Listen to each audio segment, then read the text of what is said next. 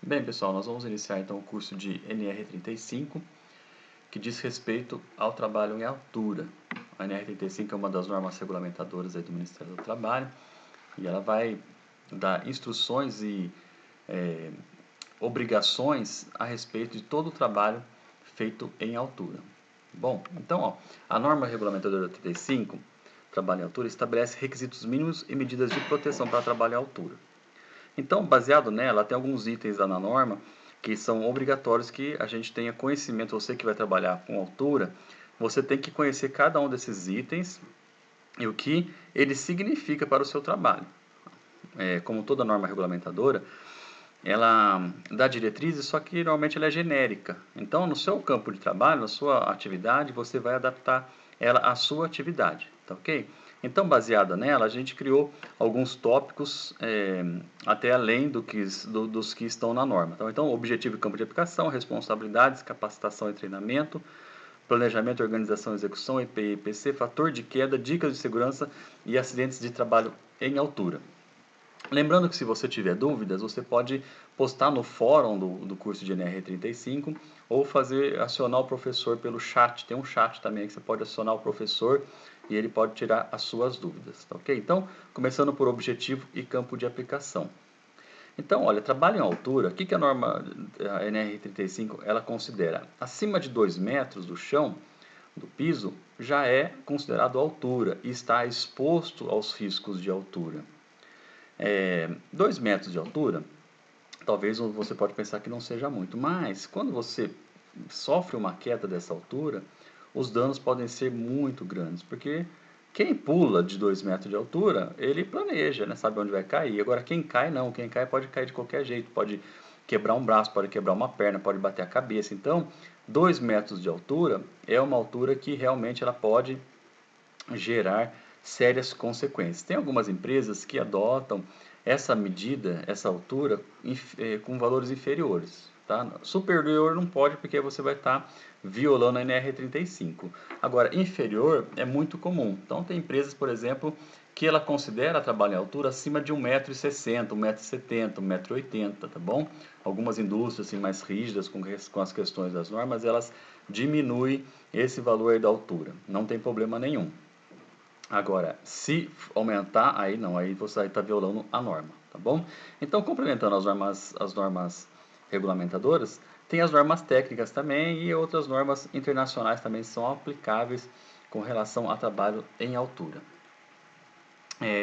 Em quais tipos de atividade se encaixam aí, então, os trabalhos em altura? Coberturas e rampas, telhado, fachadas, escadas móveis, andames suspensos, escadas fixas, áreas confinadas. Ali é interessante porque nas áreas confinadas, por conta de estar abaixo do piso, às vezes as pessoas não consideram como trabalho em altura. E na verdade, os 2 metros exigido pela norma é a diferença de nível. Tá ok? Então, não é 2 metros só acima, 2 metros abaixo também é considerado altura, tá bom? Pontes rolantes e escadas, ancoragem crítica, né? Locais onde você não tem nem como se locomover com segurança e muito menos ter segurança contra a queda de altura, tá? Já é considerado ancoragem crítica, pessoa que monta estrutura metálica, estrutura treliças, né? Construções metálicas, dupla movimentação, áreas de carga e plataformas. Essa imagem aí, ela mostra exatamente esses tipos de atividade numa edificação. Bom, então se você for olhar lá o 1 ali, a pessoa está com a cadeira manual, o 2 ali a cadeira motorizada, subindo com a cadeirinha motorizada, né? Pode ser também a manual, o 3 com o trava-queda para um cabo de alça e corda. Essa apostila, esse conteúdo do curso, todo o conteúdo que eu apresento aqui no curso, ele fica disponível para você fazer download, tá bom? Então você vai fazer download, pode fazer download desse material em PDF, e aí quando você for responder os questionários são exatamente o que está aqui na apresentação e que eu vou explicando, tá bom? Não vai ter nada além disso aqui, porque a intenção é que você entenda o conteúdo e aplique ele no seu dia a dia, tá bom? Então você pode baixar esse conteúdo e olhar com mais calma aqui essa imagem. Algumas coisas a gente acaba passando mais rapidamente, até porque para a aula não ficar cansativa, tá bom? Essa aula não tem interesse que ela fique cansativa, porque a intenção é que você capte o máximo de informações possível e aplique, tá bom? Se você não aplicar o que você aprendeu aqui, então o papel do professor acabou sendo inútil. Então o professor ele quer que o aluno ele assista a aula, ele entenda e ele tenha vontade e tenha consciência de aplicar o que ele está aprendendo, tá bom? Então, escadas e telhados, equipamentos manuais para as confinadas e por aí vai. Depois você então pode olhar no seu PDF. Com relação às responsabilidades, todos nós temos responsabilidades. Com relação a trabalho em altura, existem também as responsabilidades do empregador e tem também as responsabilidades do empregado, do trabalhador. Então, o que é a responsabilidade do empregador? Ele tem que garantir a implementação das medidas de proteção, ou seja, ele tem que providenciar as formas de trabalho seguro para que você, o trabalhador, possa trabalhar. Então, ele tem que providenciar a escada, ele tem que providenciar o andaime, a linha de vida.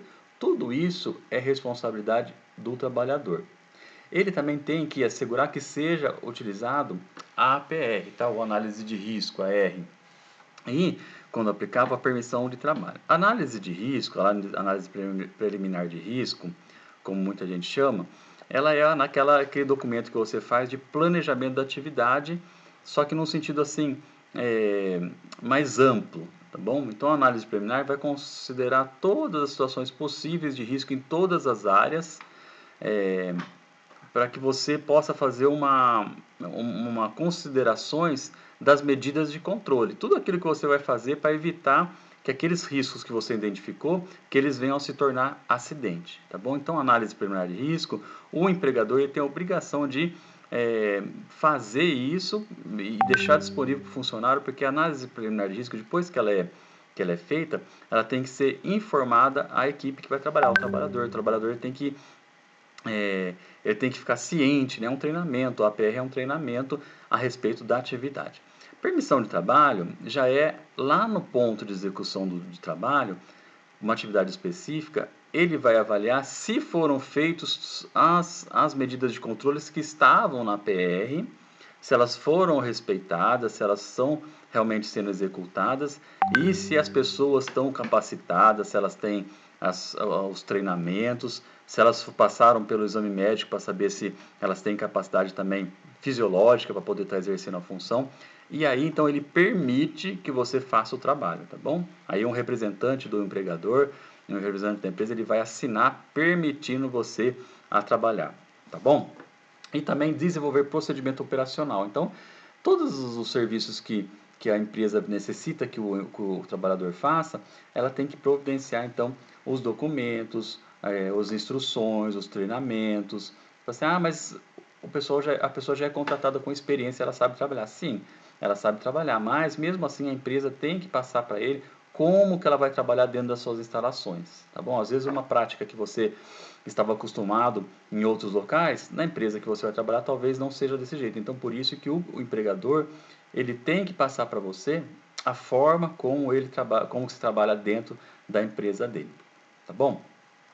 Então, olha lá, assegurar a realização da avaliação prévia, ou seja, a respeito do local, se o local é seguro, se não é seguro, providências necessárias para acompanhar o cumprimento das medidas de proteção. Muitas vezes ele pode disponibilizar um técnico de segurança, alguém para poder estar ali junto, ali dando instruções, garantir que os trabalhadores tenham as informações sobre todas as medidas de controle, que eu falei a respeito da PR. A PR ela tem que ser divulgada, né? Então, e garantir que qualquer trabalho à altura só inicie depois de ter adotado todas as medidas de segurança.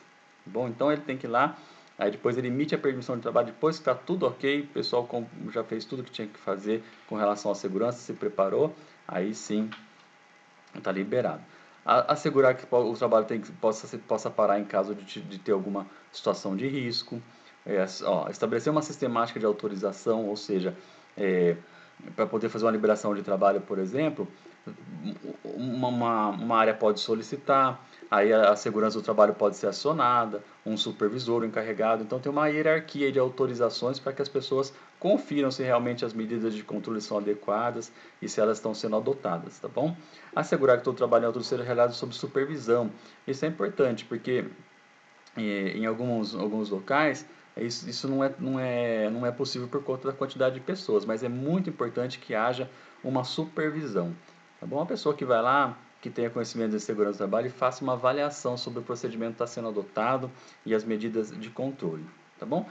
Assegurar também a organização e arquivamento de documentação prevista na norma. Então, a empresa é responsável por manter toda a documentação certinha, o PCMSO, PPRA, os procedimentos, tá bom? E as responsabilidades do empregado. Então, ele tem que cumprir todas as disposições que o empregador preparou, que ele montou com relação às normas vigentes. Então, o empregado ele tem que seguir o código de conduta da empresa, onde cita lá que existe o que procedimentos a serem cumpridos, ele tem que cumprir. Então, quando você entra na empresa, normalmente você assina lá um código de conduta e ética dizendo o que você precisa obedecer, cumprir as normas. Você assina que você está ciente. O que você está fazendo ali? Olha, eu li tudo que está aqui, eu concordo e eu vou fazer.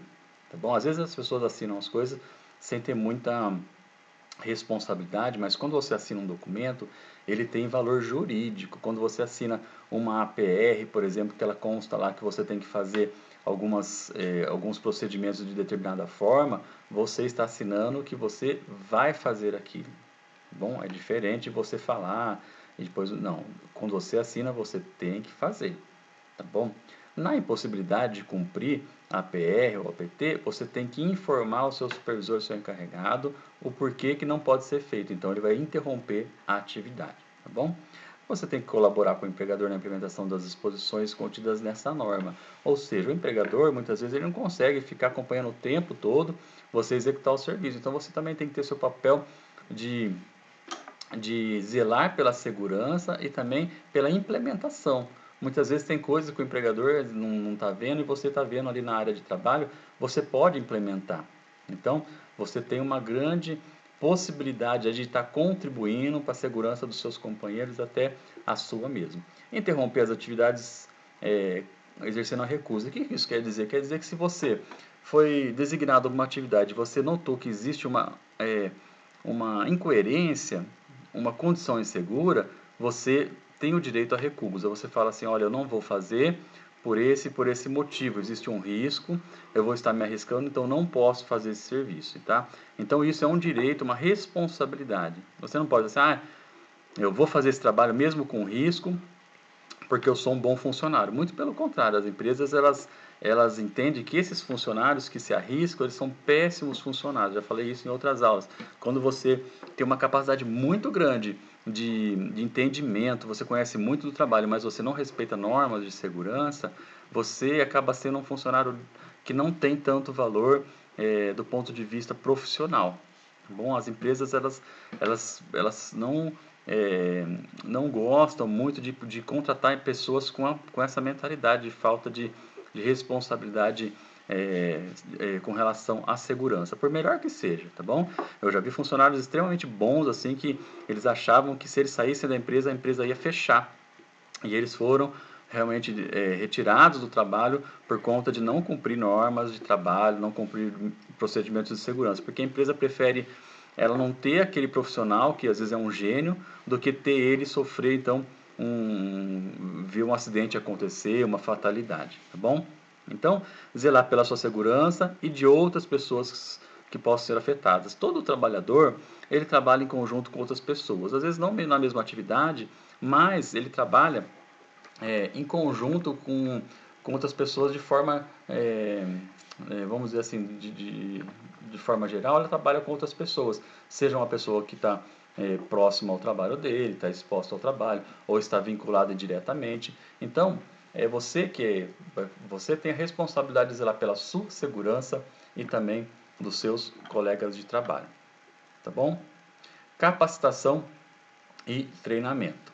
Bem, o empregador que deve promover então o programa de capacitação dos trabalhadores, é o que você está fazendo aqui, você está fazendo a NR35 e está sendo capacitado para poder subir em altura e descer com segurança, tá bom? Então no final do treinamento você vai receber um certificado, você vai assinar ele e a empresa vai arquivar uma cópia desse certificado dizendo que você está capacitado. Se você não se sentir capacitado, mesmo após fazer o questionário, responder as perguntas lá e for aprovado, você pode não assinar o certificado dizendo assim, olha, eu não me sinto capacitado, tá bom? Isso é um direito seu também. Às vezes a pessoa foi aprovada no treinamento, fez um curso lá e tal, foi aprovado, mas ela não entendeu nada, por exemplo. Então você também tem o direito a não assinar o certificado dizendo que você não está se sentindo capacitado. O treinamento, ele tem uma carga horária, o treinamento de NR35, de 8 horas, tá bom? É lógico que a videoaula nossa, ela vai ser muito inferior a isso, porque a videoaula ela tem a intenção de dar uma apresentada de forma genérica, tá? E bem mais assim, abordando os pontos principais do conteúdo da norma. Então, por isso que vai ter lá na plataforma de ensino, vai estar disponível então a videoaula e as apostilas, juntamente com alguns outros documentos que eu disponibilizo lá na plataforma, que é justamente para você poder consultar e ler o conteúdo, tá bom? Treinamentos online, EAD, eles são bem complicados, porque no primeiro momento dá a impressão assim, ah, que legal, vou fazer estudar na minha casa, de shorts, tomando café, sem horário. Isso, realmente, existe N pontos positivos. Só que o ponto negativo, e talvez nem seja negativo, é que depende muito de você fazer a sua parte de ler, tá bom? Treinamento online, treinamento EAD, ele exige do aluno que ele tenha uma parte de dedicação no sentido de fazer as leituras. Todo o material que é postado, ele tem que ser lido. A norma 35 também, que eu coloco lá comentada, você vai precisar ler ela inteira, tá bom? Então aqui na videoaula, eu vou abordar os pontos principais e passo muito rapidamente, porque a intenção é que você é, é, tenha uma visão dos pontos principais da norma, tá bom? Detalhes você vai conseguir nas leituras dos materiais inseridos lá na plataforma, tá bom? Então, qual que é o conteúdo prático, o conteúdo programático do curso? Normas, regulamentos aplicáveis ao trabalho à altura, análise de risco, os riscos potenciais, né, com relação à altura, os sistemas e equipamentos de proteção coletiva, os EPIs, acidentes típicos também e condutas e situações de emergência. Tá bom? Com relação à capacitação, esse treinamento de NR35 ele é bienal. O que isso quer dizer? A cada 2 anos tem que ser feito uma reciclagem. Todo mundo tem que parar e vai lá, senta na sala de aula ou numa sala online e relembra todas as coisas. Aí você fala assim, mas eu já fiz NR35 10 vezes. Já fiz 10 vezes, não preciso mais. Precisa fazer várias vezes, porque o ser humano, ele vê, e às vezes sempre acaba esquecendo alguma coisa, às vezes ele sabe, mas ele deixa de praticar. Quando você faz uma reciclagem, as coisas que estavam lá guardadas na sua memória, elas vêm à tona. Então você relembra e você passa a executar elas novamente da forma como teria que ser. Porque no decorrer da caminhada, do tempo de trabalho, você vai deixando de fazer algumas coisas e vai esquecendo, tá bom? Por melhor memória que a pessoa tenha, a reciclagem é extremamente necessária porque precisa relembrar todos os pontos e as exigências, tá bom?